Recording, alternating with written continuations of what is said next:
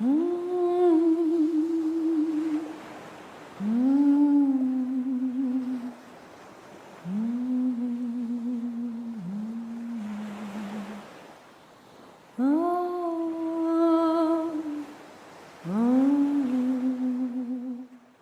is Gnosis of the Body, where we explore embodied wisdom in healing the mind-body split through personal stories, using Jungian depth psychology, mythology, and following collective trends, and following wisdom stories of the body.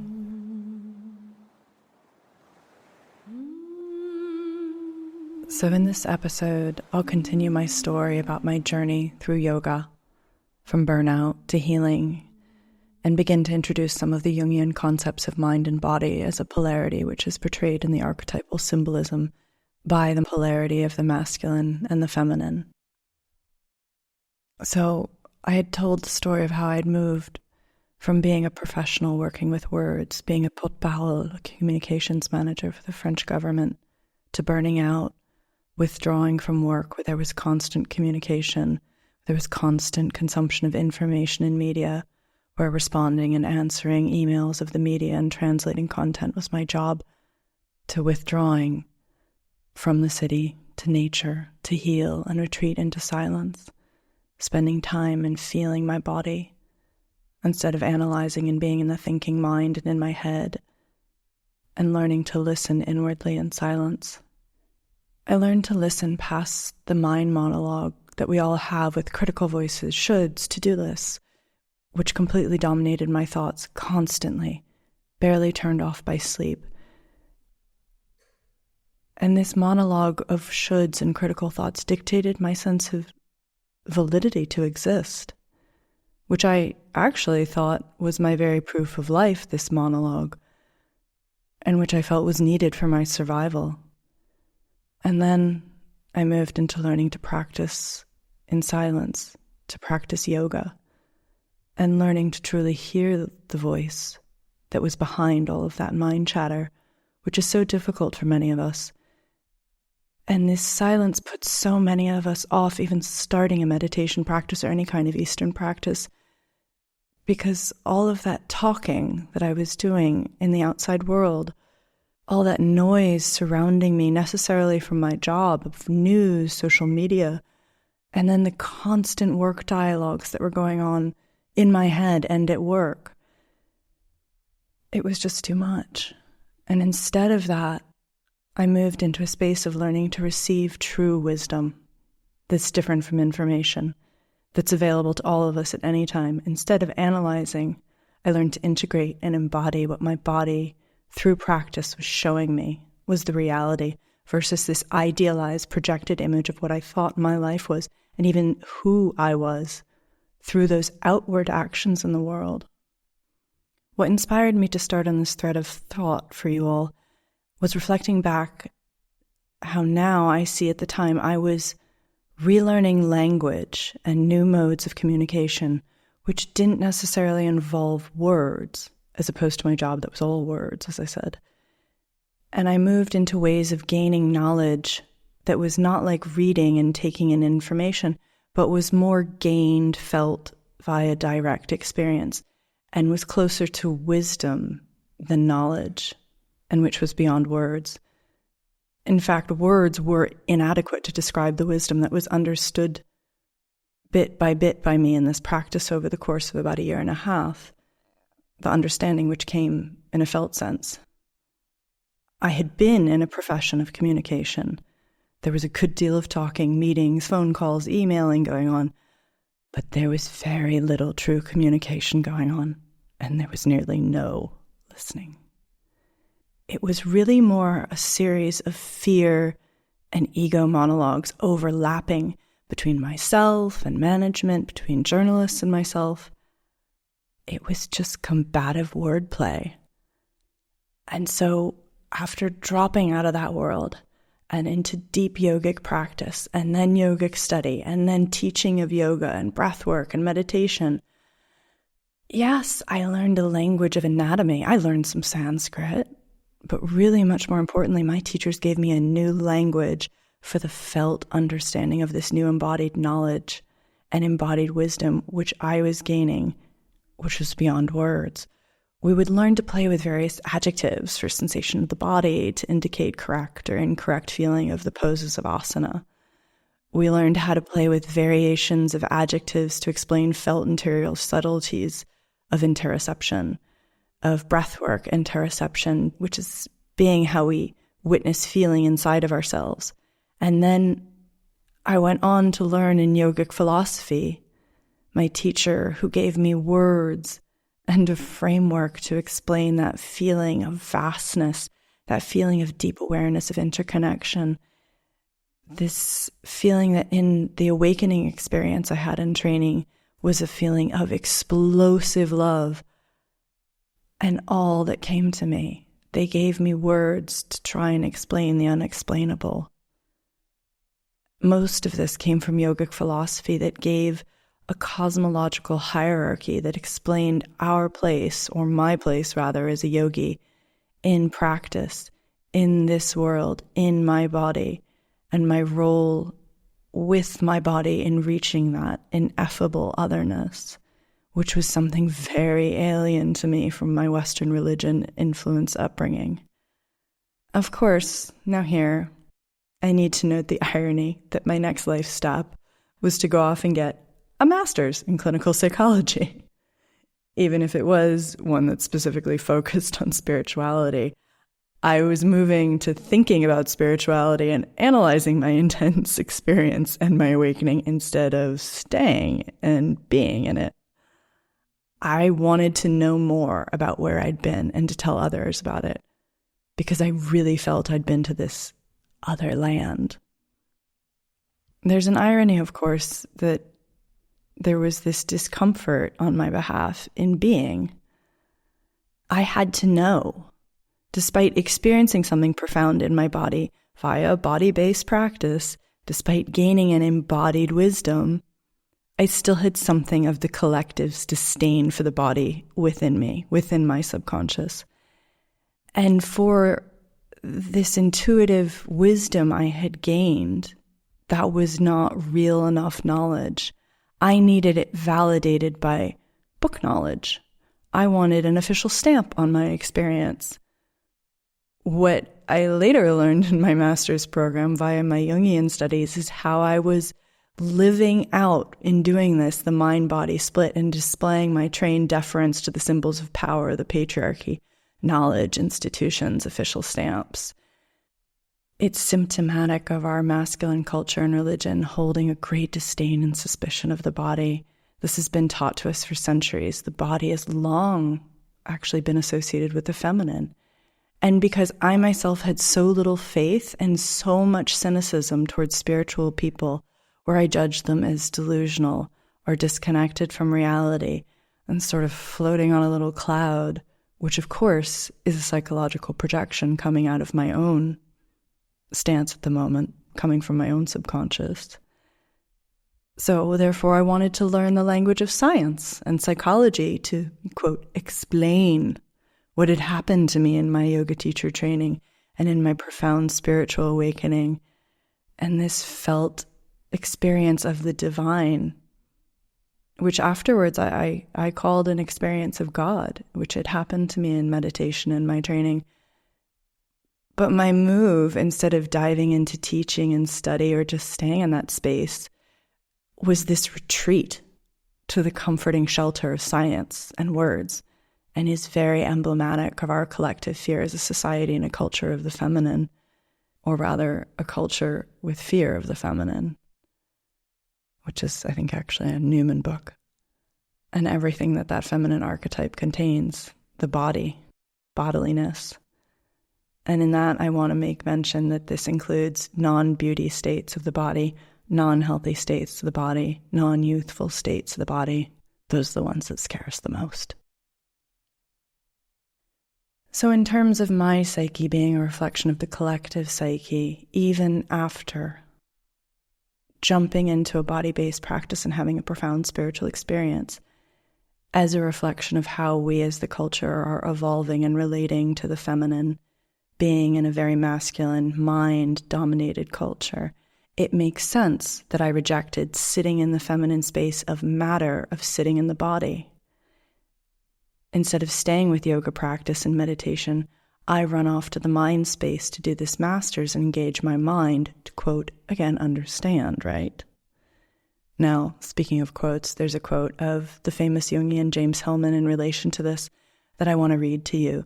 Hopefully it's not too academic, but it's regarding the polarity of the relationship to the feminine, and so I want to bring some of the Jungians in here, because we've not had them in at this time. This is from James Hillman's Psychological Feminine. He is exploring Jung's piece on the archetype of the mother. And so Hillman says, there needs to be a corresponding change of attitude in regard to the material part of man himself, which has, as Jung says, always been associated in our tradition with the feminine. The transformation of our worldview necessitates the transformation of the worldview of the feminine.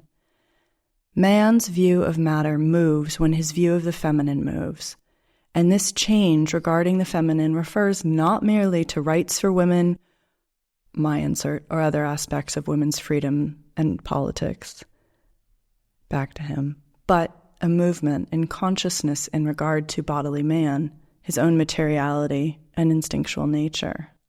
End quote. So I remember when I read this in one of my classes, this was part of the new language of psychology and archetypal symbolism that I was searching for to attach to this wordless understanding I had experienced, but again, didn't really have words to explain. But at the same time, I was beginning to see how it explained my own complexes and projections about this perspective, demonstrated by my own actions. I had done a deep dive into the space of the archetypal feminine, going away for 30 days to train in yoga, leaving the mundane world, going into sacred space, going into an all-female space it ended up being. I had been completely consumed and subsumed by this bodily feminine practice, very, very like watery.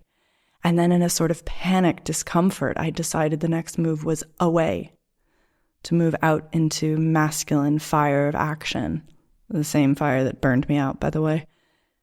Thought, analysis, and distance from the erotic space of the body into the logos space of the mind.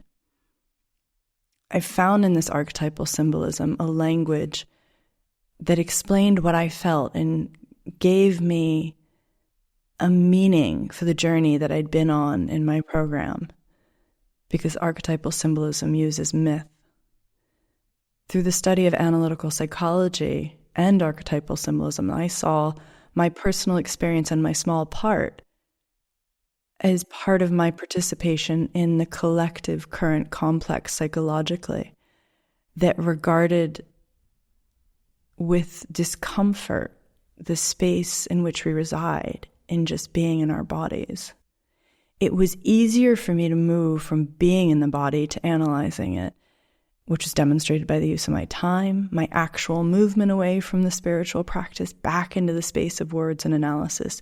And this is so common of all of us that even go off and have profound experiences, and I will include within those experiences people that go off on psychedelic retreats. We have to come back and grasp it with the mind and own it with the ego.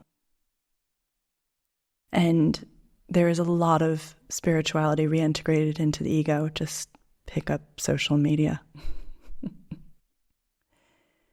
I had been taken by sensation and by silence. And that made something in my subconscious nervous. And my ego consciousness had to reject that and push it away. So now I was running from sensation and seizing upon the word, the logos, the masculine world of words and analysis to hang on to what was ineffable, intangible. And this is very emblematic of our male-dominated, body-divorced religion and culture today. I needed to dissect and understand the bodily experience with a mind, like Francis Bacon's quote, of the heroic struggle with nature for man's, as he called it, dominion over the universe. He's a personality whose legacy reflects an approach and attitude towards nature in the 17th century, which we're currently living out the consequences of collectively.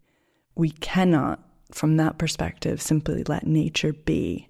We must, in this very Enlightenment 17th, 18th century conquering perspective, develop a scientific way to dissect it, pull everything that we can know out of it. We're stuck with this compulsion that cannot allow any mystery of just being to exist, nor can we reside in it. We must claim it. We must come back from, for example, the psychedelic journey and blab about it on social media. We must proclaim it with our ego. It's taken me years now to come to this perspective, to see what was going on for me then at that time. I even applied a conqueror's irreverent perspective to the spiritual awe that I experienced. When I went into yoga teacher training, I was still such an A-type linear achievement, move up the ladder, masculine world motivated person that I thought even after having a deep, profound mystical experience of the divine, this awakening, this direct felt experience of God, an experience of the true nature of my being, my soul, and the entire universe, I still just thought it was something that everyone in YTT, yoga teacher training, it happened to everyone. You do these practices in meditation, eventually you get towards altered state of cosmic consciousness, and it'll come the same way that, if you strengthen this and stretch this pose will come. I thought it was like a step-by-step yoga achievement ladder, just like we do in school. You do this, you study this, you reach this level, you get this grade. I even went off after training to my first retreat with my teacher, asking others on the retreat, "Oh, so when did you have your direct experience of God?" And I was shocked to hear practitioners of 20 years say they still hadn't had theirs. And so I slowly began to learn through seeing their wide eyes that I had had that I'd had that experience. And I began to have a little bit more reverence for this completely incredible explosion of love and knowledge that love was all around us and what had happened to me that day meditating. And I'll explain it eventually, but now it's still something that I actually finally hold sacred. So I'm keeping it in a safe space till I'll share that eventually. So back to when I went to Columbia University's Spirit, Mind, Body Institute, my goal was to find something I presume existed in academic circles, like neurological studies and brain scans and psych studies, which would explain mystical experience of God. Thank you, William James, but that wasn't enough. It was really actually only recently, now that I've moved into reading about Catholic mystics, that I found reflections of what my experience was like.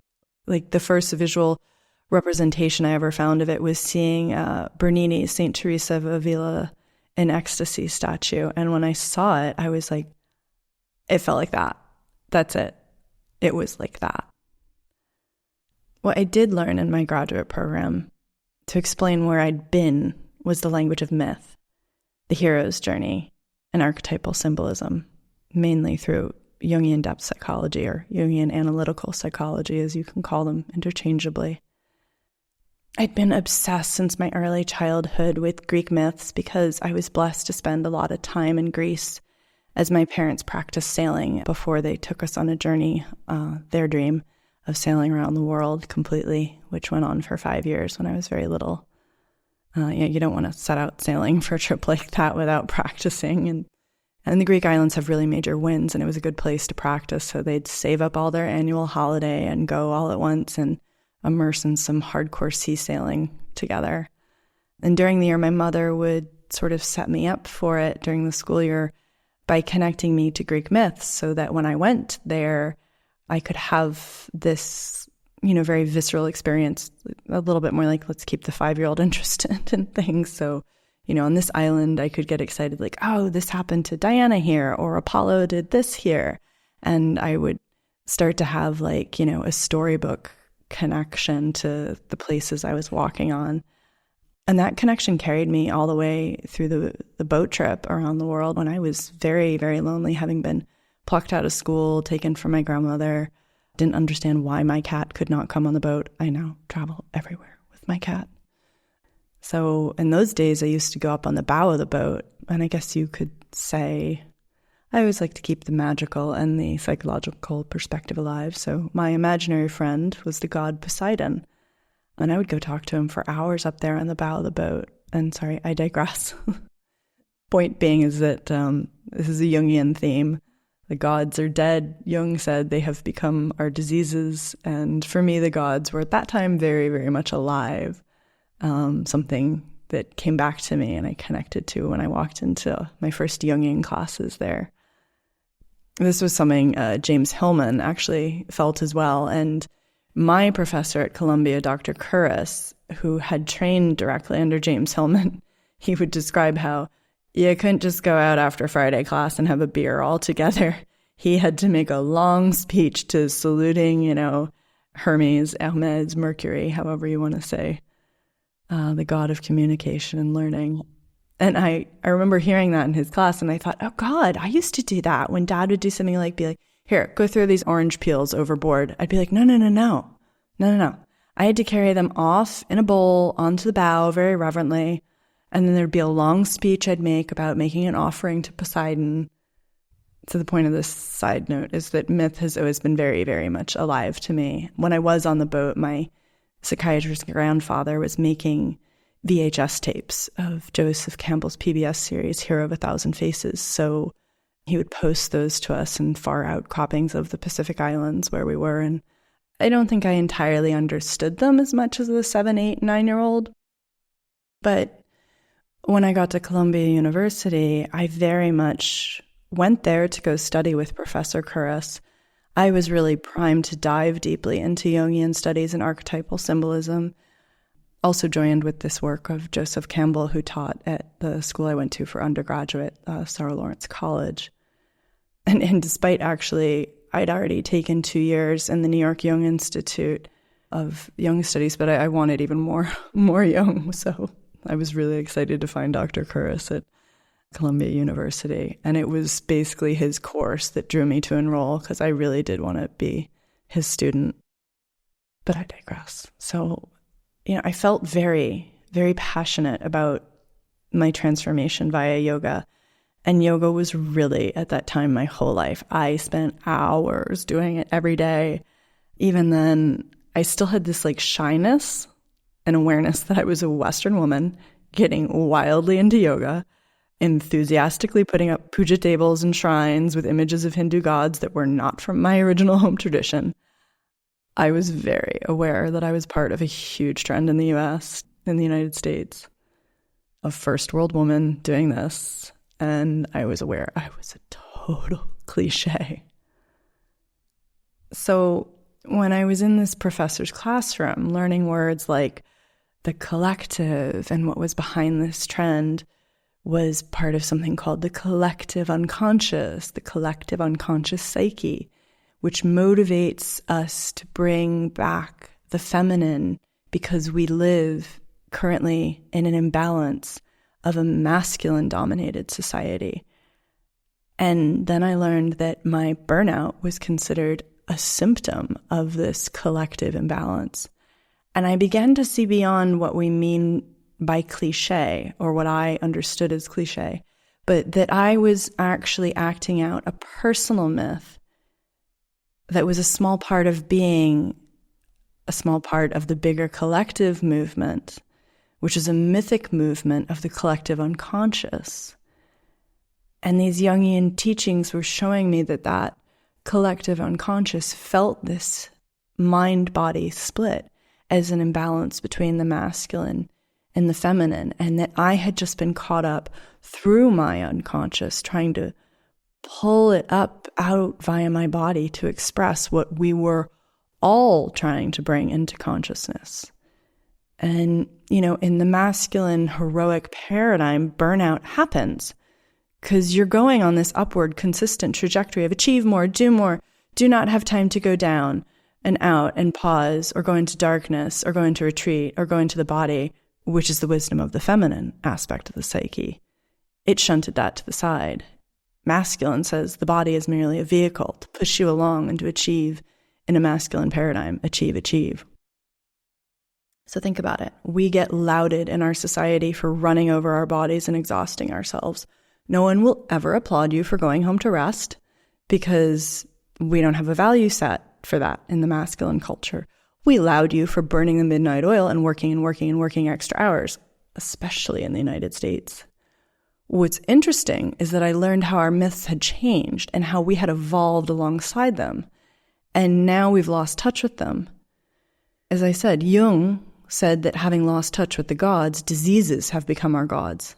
And that's because we fear nothing else, which is interesting when you take into account how the collective estrangement from the body and estrangement from the natural rhythms of the earth, or living with them anyway, follows evolution in societies that reflected evolutions within dominant mythologies in the past, which is mirrored in our behavior today, especially shown in the evolution of the collective orientation away from nature, away from the body that happened in history over centuries. Dr. Curris taught us that the culture was in this current situation of split of mind and body from not living in harmony with our bodies and not living in harmony with rhythms of nature and the earth, and instead of warring against it collectively and individually, which would send up a symptom, often a somatic symptom, coming from the subconscious to make known what's being repressed. In my case, it was burnout and its accompanying issues of the body that forced me to return my attention to the body, to heal myself. This is like the essence of the imbalance between the masculine and feminine being lived out, which we are all collectively manifesting. You're a warring culture. You try to conquer your body. You try to conquer nature just like you're taming an animal.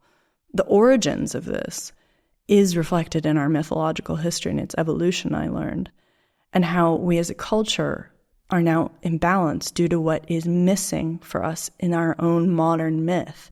How without the feminine, we are each trying to find our way back to correct that imbalance personally and collectively.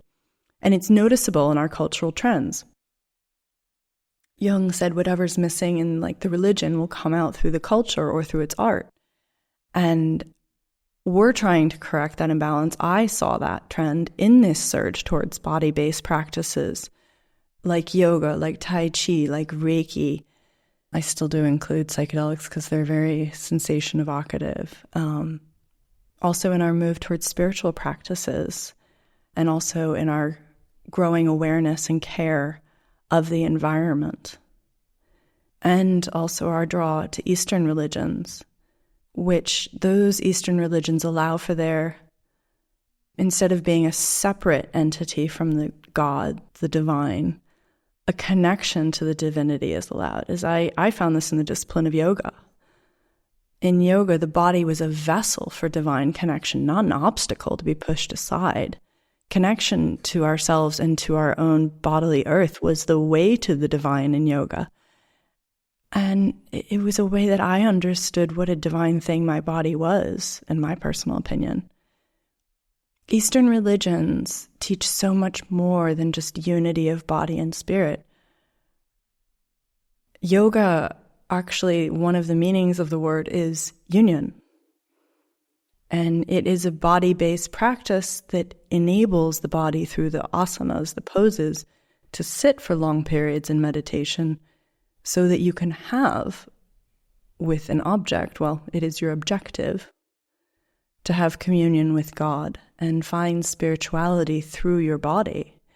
And I, coming from a Western Christian religion, the body was enemy to higher spirituality and had nothing to do with God. And that's the doctrine for many centuries. The body is sin, cover it up. We must disown its own desires. This will lead us away from God. And I don't believe that's the case. I experience the body as a vessel for connecting to spirit and the divine. Body-based practices, which were rare, foreign, and fringe 100 years ago, are now commonplace because there is a collective movement back towards the body, which comes from the collective unconscious in order to rebalance the mind-body split, to reunite ourselves with our archetypal feminine, which is experienced directly via our own personal nature our matter, our individual earth, our bodies. So, in the next episode, I'm going to be interviewing archetypal symbolist and mythology student Matthew Seeley. He's been in the study of philosophy and comparative religion since his undergraduate work in philosophy at Princeton University. After gaining his master's in clinical psychology and education at Columbia University's SMBI, where he focused on translating his shamanistic teachings into current practice for the modern era, he went into researching the evolutionary path, also in history, that links the heritage of shamanism to modern psychoanalysis and the psychoanalyst himself, or herself. And now he spent the past 4 years in deep reading of Joseph Campbell, as well as music composition. So he's in this episode that's coming up going to illustrate how ancient mythologies and we as a culture collectively evolved away from the feminine in myth and in our culture, and what relevance this has on the modern sinker. So until then, remember to take time and sit quietly and ask your body what it has to tell you about what wants to come forth from your psyche to be healed. Because as Jung said, the psyche itself initiates a process of renewal.